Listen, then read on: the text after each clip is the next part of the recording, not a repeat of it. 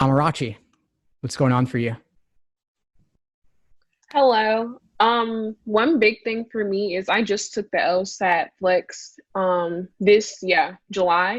And so the biggest thing for me was like my timing, I would say. I probably should have did more prep tests. But also like a big thing for me is like the reading comprehension area because I am like more of a slower reader. So like I don't really know how I can like get to everything at like one time, like, or in like 8 minutes, I guess, the whole like section. I hear you. Okay, so with regard Mhm, to the timing, I'll mhm, share the same idea I shared before. 8:45, just an average. mhm. So 8 minutes, again, there's variation in difficulty. So I wouldn't time individual passages. I would only time them in the context of a full section. Some passages are easier than others. We've covered that already, though, so let's put that aside. What else could you support with in terms of your approach to reading comprehension? Or to ask it a different way, how do you approach a reading comp passage right now? Right now I pretty much go through the passage, like reading the passage, and then I kind of like go through the questions and go through whichever one I think is kind of easier to answer first. So normally like the shorter ones, I guess, I kind of go through those first because they are a little easier to me than the more lengthier ones. But that's really it. Like, and also sometimes I feel like I have a little bit of trouble like remembering like certain stuff from the passage as well. So tell me more about how you approach a passage. When you read it, are you taking notes? What are you looking for? Mhm. Are you making any sort of annotations on the passage or on your scratch paper? Yeah, sometimes I take notes like after each like paragraph that I read, but then sometimes I feel like it kind of takes up too much time or like I'm writing too fast, so I can't really remember. Like, I don't know, like I'll write it down too fast and I don't have enough time, I feel like, so I kind of stop. And so, yeah. Okay. Okay. So what leads you to take notes versus not take notes?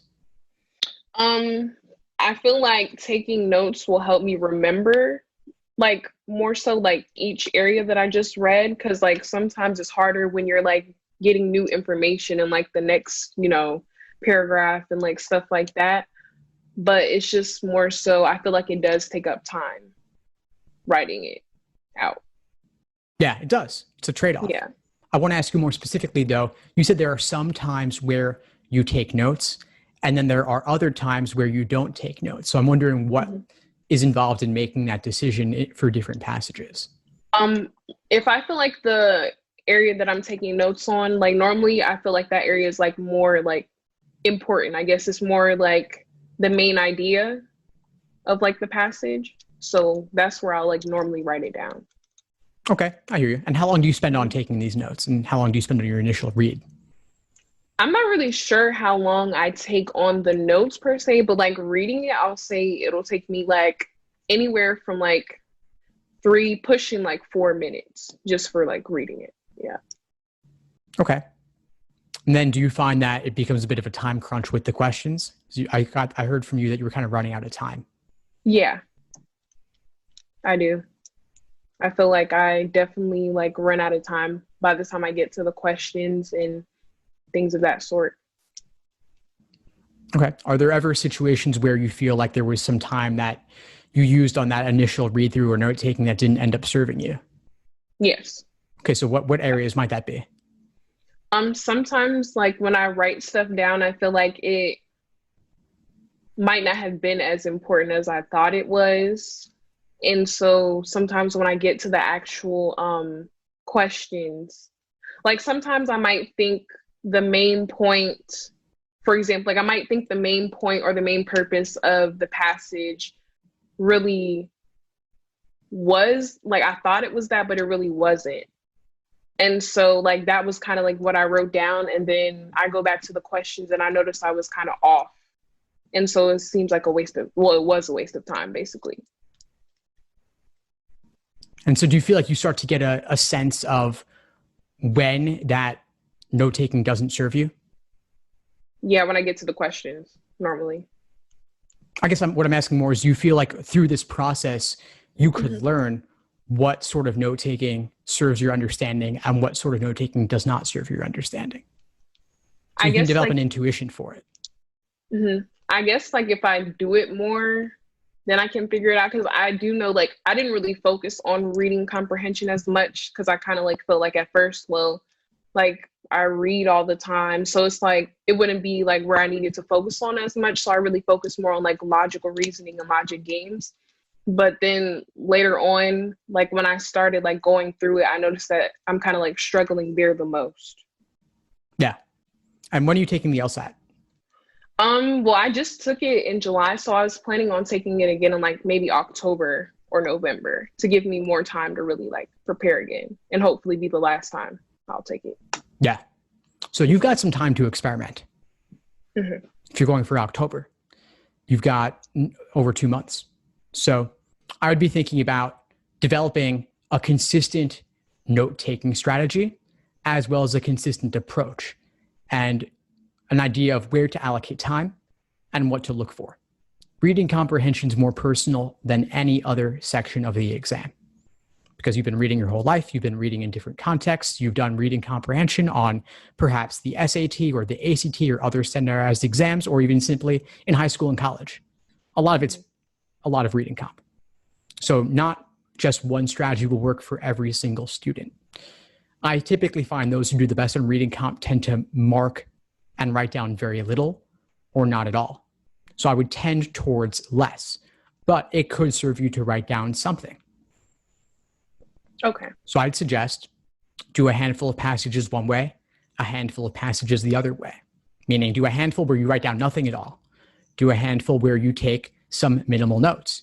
Do a handful where you use the annotation tools, clunky as they are, like the highlighting and the underlining on the digital LSAT site on LawHub, for example, and see what feels the best for you and what gets you the highest accuracy rate. So I'm not going to simply just give you the answer like this is the way to go about it. I'm going to suggest experimentation and then seeing what works in the end. Okay. There are a couple of drills I recommend for you. One is read a passage, take some notes, and then attempt the questions using only your notes and your memory.